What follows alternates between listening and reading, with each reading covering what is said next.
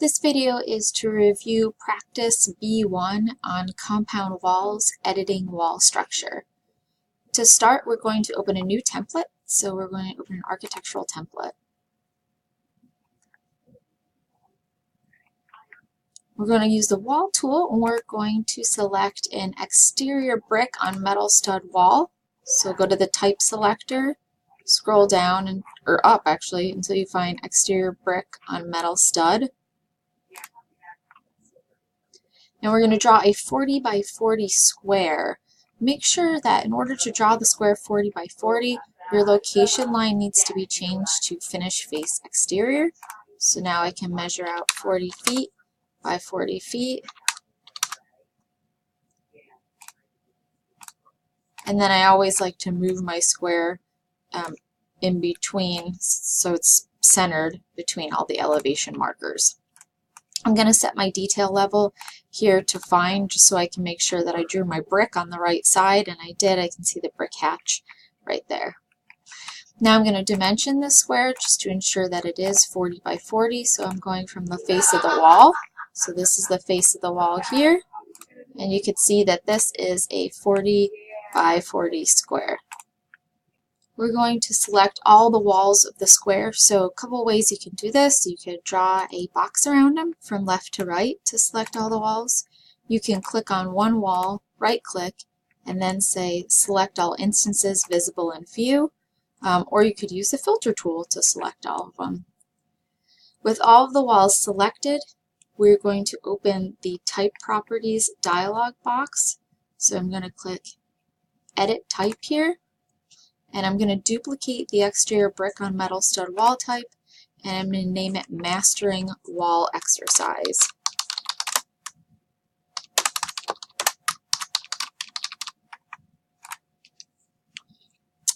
Now with the type properties open, we're going to go across to the structure and we're going to edit the structure of this wall, and we're going to change a few things. In the upper right of the Edit Assembly dialog box, first we're going to change the sample height to 6 feet. So at 20 feet, we're not really going to be able to see exactly what we're doing, so we're just going to shorten the wall a bit. Then we're going to click on this preview button so that we can see the wall. This is the plan view of the wall. You can see it says it down here, floor plan view. We want to put it on the section view of the wall.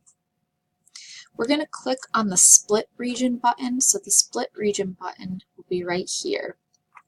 Now you want to make sure that when you're inside of this dialog box, you don't hit escape or it will close out of the dialog box completely and you have to restart everything all over again, which may happen to you. And if it does, don't get frustrated. You're still learning how to use it. But I am going to zoom in just a little bit. I'm going to hit split region, and then I'm going to take it. A little knife here shows up, and I'm going to run it along the outside face of the brick up 3 feet 5 inches. When I get to 3 feet 5 inches, I'm going to click and until it places a sliced line only in the brick. Now if you accidentally sliced in here or here, you're going to have to start over again. That's just the way it works. There's no undo in here. So there's 3 foot 5.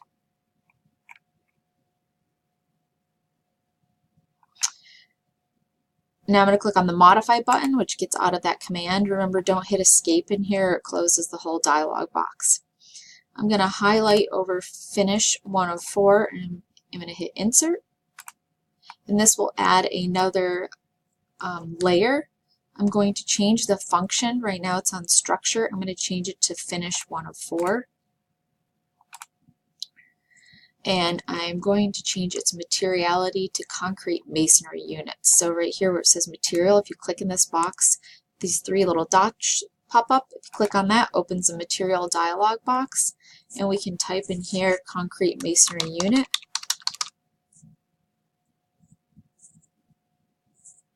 Select it and hit OK.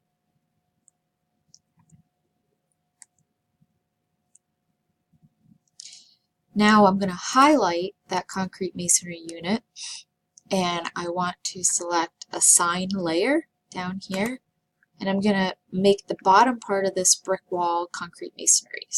So I'm going to click on this bottom part of this wall, Now you can see that it's changed it to CMU and the top part of the wall is brick. Now I can finally say OK, and then OK one more time to close out of that dialog box. I'm going to put my model in 3D, and you can see that I have the CMU on the bottom and brick on the top. So this splits the wall so you can assign different materials to it.